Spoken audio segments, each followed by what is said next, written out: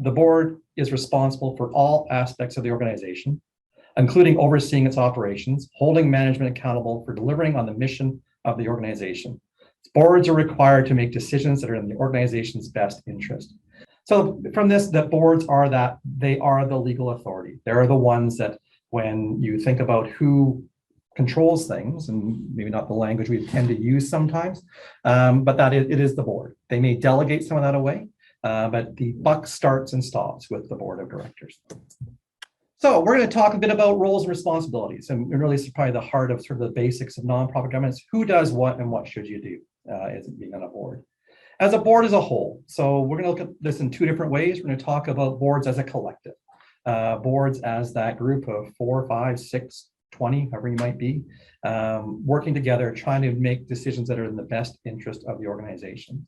And some things that boards as a whole need to do are they need to focus on the entire organization. Sometimes we come into an organization saying, well, I'm an accountant, or I've got subject matter experts in singing or in providing services to the homeless, and I'm there for my sort of special expertise. Fantastic, bring that. That's certainly a part of what this is all about. You need to bring that expertise. You need to bring what you are passionate about.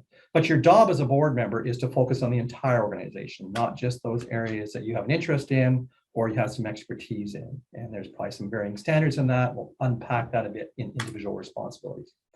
But you work together as a whole, and that's that, going back to the opening quote, is that the boards have this unique structure where you work as a collective. And so a lot of the work of boards are sort of figuring out what it means to work as a whole. We spend a lot of time on what we call fiduciary duties, sort of that getting sort of the basic stewardship of the organization's assets and risk management and making sure things function really well. But what we tend to fall down on sometimes in boards is that how do you actually work as a team? How do you bring folks together so you can work as a whole and speak with one voice? And so out of that work as a whole concept, the second piece of that becomes you speak with one voice.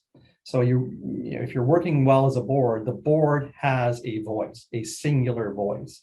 It's not that you have 5 different public expressions of what the board might think or do coming out. You have one expression of that. So inside a boardroom or inside around a boardroom table or in a Zoom call, or whatever it might be these days, you can have as many sort of divisions and conflicts and battling it out as you want.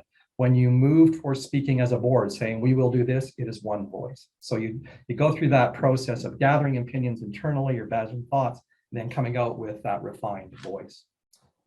Largely the way boards work are to approve policy and monitor the impact of that policy. Even if you're a board that has that we do a lot of the operational work, we're doing some of the volunteer stuff, running programs, there still is an aspect that boards work through policy. They set direction through saying, we will do certain things. And that can be in areas like financial management. It could be areas of risk management, how you supervise and manage staff, what rules you have for your programs, things like that. Those are policy pieces. So we'll talk a bit about how we do some of that and how that fits with other parts of the nonprofit world, but you work through policy. If you have a staff person, largely this is true in probably not saying large organizations, but boards tend to hire and supervise only one employee. So you'll have a board that governs the organization, a senior executive, sometimes an executive director, sometimes a CEO, those are pretty common. Sometimes in arts organizations, it might be an artistic director. Generally having one employee, and then after that, that person supervises whatever staff you have left. So it's the idea that the organization may have a whole bunch of employees, but the board has one, that one relationship between the board and that singular employee.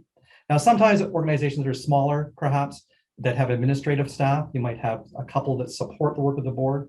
But we're talking about organizations that have gone to an executive model in terms of doing their work. And with that, you try to avoid management and operational decisions. Finding that line between having boards govern and managers manage and staff do the work or volunteers do the work is, I think, on paper quite clear and quite easy to understand. In reality, it gets far muddier than that. So we'll talk about some of the differences and some of the ways for that as we go through as well.